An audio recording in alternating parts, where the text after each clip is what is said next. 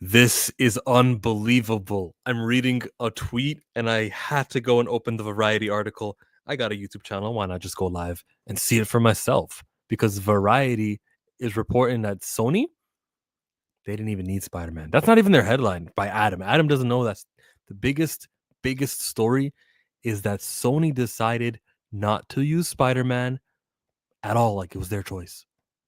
All right. Even after Kraven the Hunter and Madam Web, Sony's Marvel movies aren't dead. Towards the end of Sony's newest movie, Kraven, the titular hero played with maximum abdominal musculature. Oh, this is one of those articles where it's just fluffy with a whole lot of words, eh? All right. Kraven is projected to take in one of the lowest ever opening weekends for a Marvel superhero film, making it the third of Sony Pictures' unsuccessful attempts to spin off a secondary Spider-Man character. Yeah, a villain, a supporting character of the Spider-Man franchise into its own movie franchise. They did it with Venom. I have to give them points for that. I'm going to be real. Nobody care about Spider-Man at the moment. This week is about Superman. Is the trailer out now? I might turn this into a reaction. Derpy, let me know if the trailer is out so I can react. It's Monday. Don't they got to wait for Monday Night Football first? It's 5 o'clock Eastern. I don't think... Just let me know, Derpy, please and thank you. Kraven's projected to take in the lowest... Yeah, we know that. Morbius, Jared Leto, Madam Web with Dakota Johnson. The looming box office failure almost certainly signifies the end of this endeavor at the studio, which one knowledgeable insider at Sony imputed to an industry-wide irrational exuberance about superheroes that has ultimately led to the overall diminishment of the genre's primacy as the leading force at the box office. Kinda not true. The stories they're telling are not attached. If everything was a superhero movie, me, Trinity, everyone would be at the movies every single month if it was good and it mattered. And why did I gotta see Shang-Chi? I don't have to see him. Why did I have to see Thor Love and Thunder? I don't really see anything that transpired there being furthered. Moon Knight has never been brought up since it came out. So they're doing the detached stuff. And the attachment makes us all want to join. This movie could have easily worked if they put Spider-Man in it. It's not out. It comes out Thursday, but we have a poster. All right. I'll react to that poster. And I might do something about posters with Falcon pretty soon. I don't care about the score. Is John Williams doing the score? They better keep that traditional. This is free money. Why get rid of it? So yes, all this irrational exuberance, as it says in the article, I know what they're going for. The first Venom comes out, hooray! Let's forward every movie idea all at once. And it sucks that Madam Web, within one calendar year, Morbius, Madam Web, and Kraven all came out. They probably could have spaced them out and been like, let's see what the temperature is on Madam Web first. Oh, really? Good to know. We're not going to... Hey, script writer for Kraven, stop, cut it out. No more script. That probably is what they should have done, but they did it so close to each other. These three movies were already in deep development already, and they're like, shit, damn. I guess we got to throw Kraven out to the wolves, and it's going to not perform. For one thing, technically speaking, there never really was a Sony Marvel universe or a Sony Spider-Man universe or any other official designation akin to the Marvel Cinematic Universe or DC universe. That's not true. Like 3 years ago, they called it SPUMC. Someone actually said that who worked there. Maybe it was Avi Arad. The Sony Pictures universe Spider-Man characters. It was Spunk of Marvel characters. That's what it was. Sony has never approached its comic book adaptations with that level of intentional narrative cohesion. True. As exemplified by the studio's casual lower-cased and rhetorically ungainly phrasing for its superhero films, Sony's universe of Marvel characters. For another, Sony remains deeply invested in making movies about Spider-Man, the beloved Marvel character who launched the current era of superhero cinema with the 2002 Spider-Man. Hey, time out. In 1997, didn't Blade have a movie? Didn't he have a sequel also? What are we giving Spider-Man credit for? If X-Men came out in the year 2000, there's already stuff that came before. Captain America was canceled, wasn't it? Fantastic Four was canceled. Now that I think of it, but still, this is wrong. This is incorrect. Give Blade its credit. You were doing good so far, talking about universes and they weren't connected to each other. Yeah, you're right, and that's how I feel about it. But don't do this to me, Adam. So Adam says the fourth Spider-Man film starring Tom Holland is expected to start filming in 2025. I'd like to pause this moment because he's used the word Spider-Man multiple times. All of you, Miles Morales is Spider-Man. No, we all understood he's talking about Peter in this article. Just put Spider-Man in it. They own the character. Tell Feige to F. I'll get to that. I'll say the same things in like 5 minutes when I read that article, that part. There's no bed to explain Peter being there and not an MCU universe movie. Sure, yeah, 100%. Partnership with Marvel Studios, more on this later. The animated Spider-Man Beyond the Spider-Verse is in production and will conclude the Oscar-winning trilogy, focusing on Miles Morales. No, you're supposed to, Adam, you're supposed to say focusing on Spider-Man. That's what you're supposed to say because he is Spider-Man. No, he's Miles, everyone. He's Miles, and he'd be better off with his own name that is unique to him and doesn't share with anyone else. That's advancement. Starring Nicolas Cage. Yeah, we got Spider-Man Noir. So they are doing things, but it's just not a villain movie that has no Peter Parker in it. Sony insiders are also fiercely defended the success of the 3 Venom films starring Tom Hardy. The first one, okay, they have earned $1.8 billion worldwide. The latest film of the franchise got 473. If the first one grosses 856 and the second one that you do in 2021 grosses a little bit less, where is it? It doesn't say exactly here. But then when the third time you do it, you're only getting 473, you have to realize the interest is gone. The interest, the fear that we would be missing out on a Spider-Man movie where like Spider-Man shows up, that's gone. We're not falling for that banana in the tailpipe anymore. And we stopped coming. I'm a person who paid to see Venom at a movie theater. I didn't care to see Let There Be Carnage.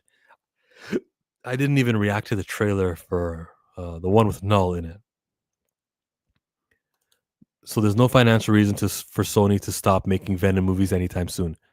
What a dumb takeaway. If you're making lesser and lesser and lesser, you kind of have to realize that the next one could be the one you don't even break even. Thankfully, Sony does have Netflix.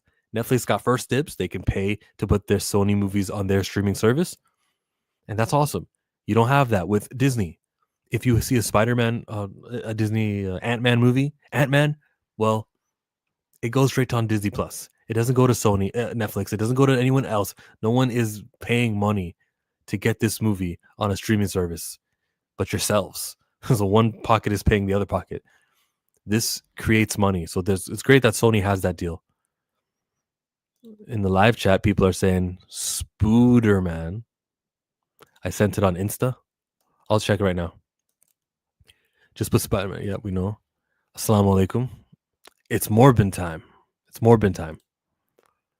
They should make a show taking place in Gotham and not have Batman. Oh, wait.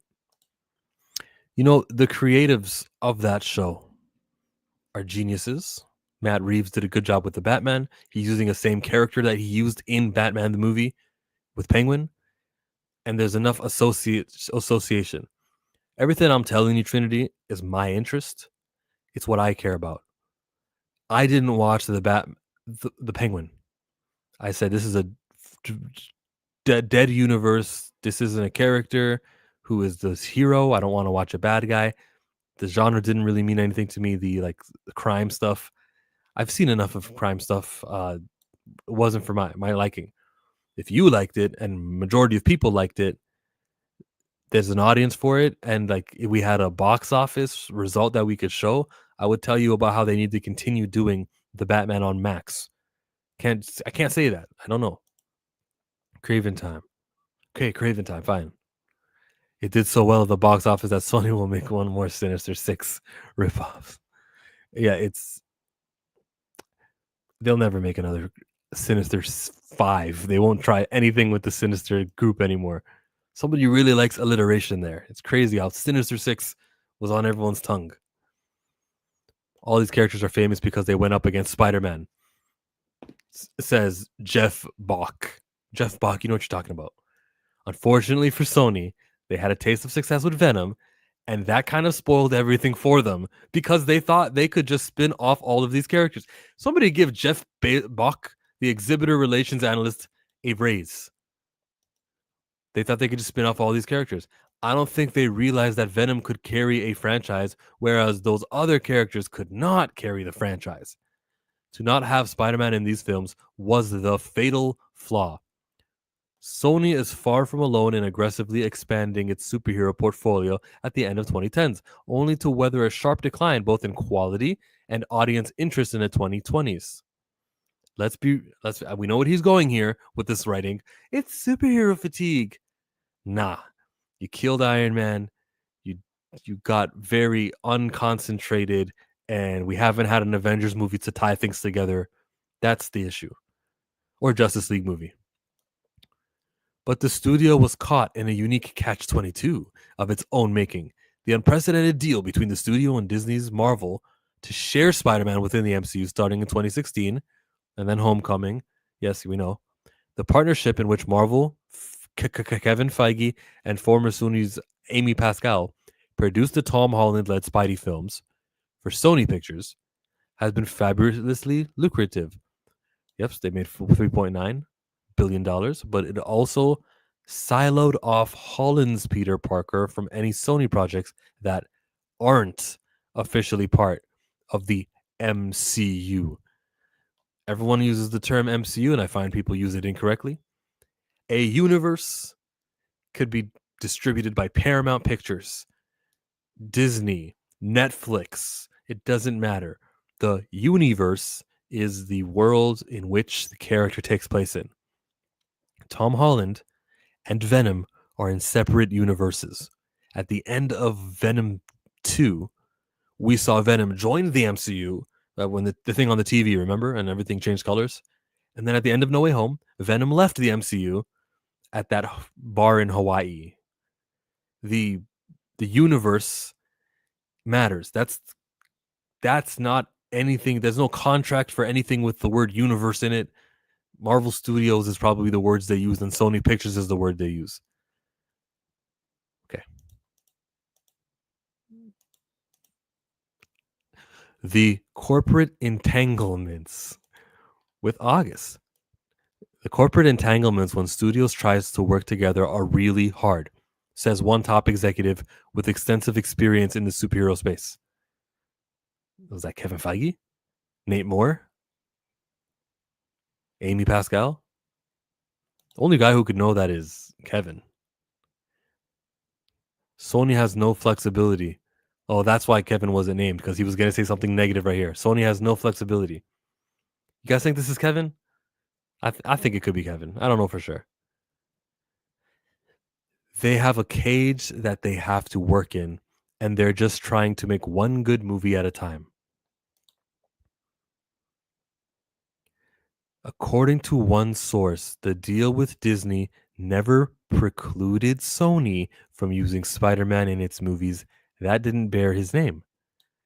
Meaning, Spider-Man could have been in Venom. That's what that means. The Spider-Verse movies, profusion of Peter Parker's, Gwen Stacy's, and others, certainly bear that out. But there was a feeling within the studio that audiences would not accept Holland's Spidey suddenly popping up in a live-action film that wasn't a part of the MCU. You know, you could explain that to me because I do know the differences, but a general audience member, if they see Tom Holland, they won't do what I do. I'll do, oh, it looks like in these Sony movies with Venom, in this universe, Spider-Man looks just like Tom Holland, the face of that person. That's Peter Parker, that's Spider-Man. I could say that. And then when I see that Tom Holland is playing real Spider-Man, MCU Spider-Man, I will go, that's a different character, even though their faces look the same. I can do that. And I remember that this was produced by another studio. You're asking a lot, especially an international audience, don't even speak the language. They just go for a good time. You want to reward them with Do you remember? Do you remember? And to complicate something like that, it's to put a barrier or an obstacle of trying to create new fans and try to make them follow things. You don't want to have to go, no, no, that's not him. That's a different movie. That's a different guy. So you could have used Spider-Man, but casted somebody new to do it. Especially because Tom Holland's contract is like a 6-picture deal, and you wouldn't want to burn one of those on a non-Marvel Cinematic Universe film. It's all about contracts, bro. You really could have found any 16-year-old, paid him nothing, and just said, "You're gonna be Spider-Man. You're gonna get paid nothing. You okay with that?" Absolutely. Yes, that's right. How many? I'm signing for the next 8 years. I'm doing a movie every year, a cameo every year. Understood. Here, where do I sign? And that person would love you because you just made them Spider-Man and just shortcutted them right to the top, like a rocket shipped all the way to stardom. And then they'll be able to ask other people, other studios in other movies for a little bit of money. I want to read this again. According to one source, the deal with Sony, according to a source, never precluded Sony from using Spider-Man in its movies. That didn't bear his name. Marvel didn't try to squeeze that in there. That's just something they decided to not do, to feature Spider-Man. Did that change? If they got to change it. They've got to say, we love you, Tom Holland. You are Spider-Man. We understand. You're the Marvel Cinematic Universe Spider-Man. We're going to make you Spider-Man interacting with Venom. We'll re-up Tom Hardy on a great little deal, begrudgingly, and then hire this teenager for nothing. When I say nothing, I don't mean nothing. The teenager should be getting more and more money with each appearance. But what Tom Holland is asking for now, as he's negotiating for a new contract, is in the tens of millions. Tens of millions. Scarlett Johansson, what was she rumored to get? Over $40 million for her Black Widow movie? Yeah, he sees that and he goes, I'm playing Spider-Man. You can't do Spider-Man without me, can you? Boom. I'm a 27-year-old now. I can ask for new money. So, the Spider-Man movies that didn't bear his name. The Spider-Verse movies, profusion of Peter Parkers and Gwen Stacy's, certainly bear that out. But there was a feeling within the studio that audiences would not accept Holland Spidey suddenly popping up in a live-action film that wasn't a part of the MCU. We would have accepted any Spidey. A new Spidey. Especially after Spider-Man No Way Home and the Marvel Studios projects of Loki and Doctor Strange and Multiverse of Madness established definitive boundaries to the Marvel universe. It's got nothing to do with anything. That helps. You should be saying, especially after No Way Home, Loki and Multiverse of Madness established universes and that they can have variants. That's what that established. It didn't hurt at all. It actually educated some audience members who may have been confused otherwise. This seems to have had the greatest impact on Morbius, which was originally scheduled to premiere in 2020 before No Way Home and Doctor Strange 2, but due to the pandemic, wound up opening after them. Oh, they were supposed to get the box office results for Morbius years before Craven was even filming. And had they have known that, maybe they would have not have done Craven. But they didn't get the knowledge yet of no one cares. That makes me feel better. It makes me feel like Sony is more competent or less incompetent. They're less incompetent because of that. So the delay forced Sony into reshoots to account for how Adrian Toomes, introduced as part of the MCU in Homecoming, could be standing in the same room as Leto's titular living vampire. He needed no explanation for that. In this universe, Adrian Toomes looks just like Michael Keaton's face. He's the same actor, but the characters are different. He didn't need anything to explain that. He could be standing in the same universe as Leto's titular vampire, a character who isn't in the MCU. A fun conceit that didn't seem like a big deal until the multiverse suddenly made it one. Dancing around Spider-Man without ever getting to use him also contributed to the feeling that these spin-off films were merely exercises in Craven opportunism. You can feel the cynicism a mile away, says a veteran producer. They're grinding out product and it feels like it. There's no quality control. Is he talking about Marvel or Sony? You both haven't been doing too good of a job of that. Privately, Sony insiders acknowledge that Craven, Madame Web, and Morbius are creative and critical duds, even if they also insist that Morbius, which made 167, did turn a profit. Really? What was the budget on that? There's no way Morbius profited. That movie, let's say a budget is 100 million on Morbius, you can't profit 167. Moving forward, they say the studio will need to be more discerning about which, if any, of the studio's stable of Spider-Man characters should be elevated into their own movie franchise. There is a different possibility as well. You could hire a different Spider-Man. Where this Bach gentleman just knows. What a great analyst. It doesn't have to be Tom. It could be Andrew Garfield. It could be a new guy we've never seen. Was that the article? Yeah, that was the article. Dog, the answer for these guys, it is unbelievable how they thought not to use Spider-Man, planned it. Nothing prevented them. Remarkable. The witch is dead. They could still now make me go and see a movie in the Sony Shittomatic universe. They could get me. I could pay a little bit of money to watch a movie and see a Spider-Man movie like the Miles Morales ones. I'll still pay to see them do that. But convince me, bro. Convince me that there's storytelling being done. Make me feel like I had to have seen Venom to see Morbius. I had to have seen Venom, and Madame Web is critical to know what's going on with Peter because I think Peter was a kid in that movie. Do something with that kid. And if you're not going to do something with that kid in live action or animation, Sony. Look, Sony, you're still going to make your movies. The win-win situation for me is that Tom Holland Spider-Man has a new movie out every second year. You just give me some storytelling with Spider-Man. Since you can't do Morbius and your attention won't be divided into silver and black, do we do it or not? No. Since you can't do Venom anymore, there's no Venom 4. Just strictly do Spider-Man movies of Peter Parker and give me multiple. Tom Holland is worth the money he's going to ask for. Sign a long-term deal. Don't wait for him to do 3 movies and so he can come renegotiate and be like, yo, you remember how I made 20 million a movie? It's got to be 60 million a movie now. Yeah, because we've proven they're always going to gross $1 billion. Don't give him that.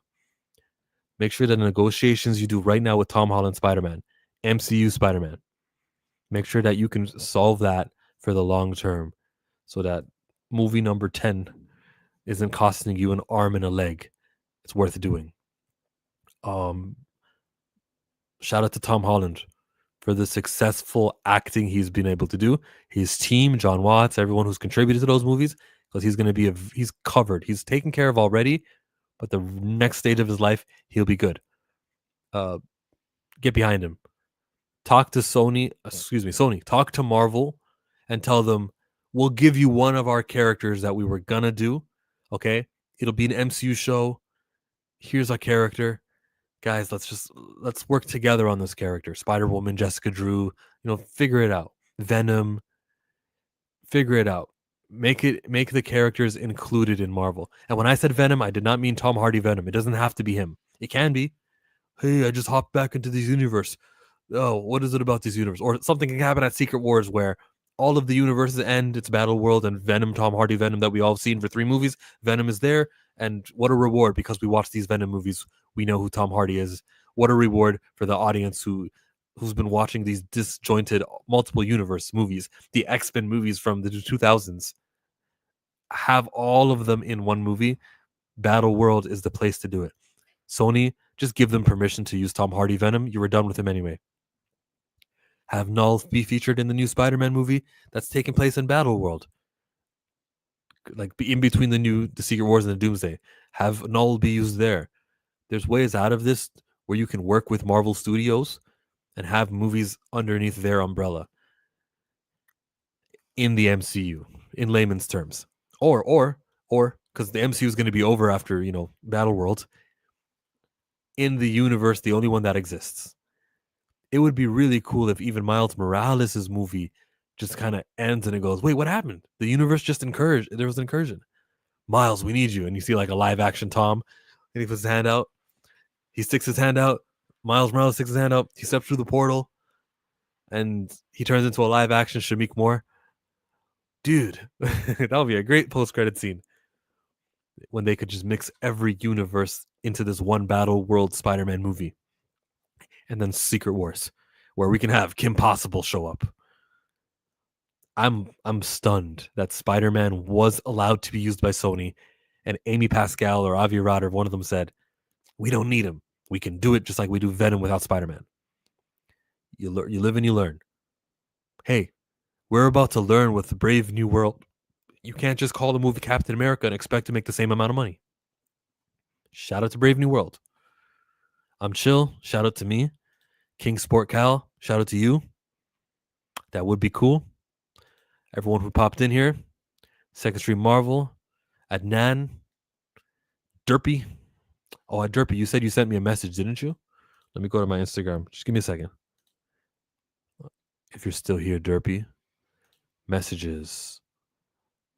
I don't see a mess. Or it's under requests. Oh, the James Gunn trailer. Yeah, let's do the trailer reaction. I don't got to look at it on Instagram. If I can find the trailer reaction here on YouTube. DC. What channel is it under? General Flag. It's not a trailer. It's a poster. Okay. Terribly dull DC Superman poster. I Googled it. Okay, there it is. This is the poster. It's got him flying up. Good little colors. I'm liking it. How do you guys like it? That's what I'm talking about, Bo. Like the image that I'm looking at right now on my screen, share screen, present official poster. This image here is kind of like what Superman is, bro. A James Gunn film. David Cornsweet looking like a mixture of the Henry Cavill and a Christopher Reeve. Look up DC Studios Superman. Only in theaters July 11. This is a pretty poster. You guys notice how there's only one guy in the center. We know who it is. They're not mixing it around or like they do with Brave New World's poster. Sometimes when I'm watching Brave New World, sometimes when I'm watching the posters being done for like other characters who have melanin in their skin, it's never front and center. It's him. This is the character. That's it. When you look at the Brave New World posters, they always got Sam Wilson on the side. They always got Sam Wilson on the side. The first poster we seen was this one with the Hulk with the hand. Next we saw this where, look, there's some shade and it's keeping Sam Wilson's face a little bit darker. So maybe his skin is dark, but it's just the shade making it that dark.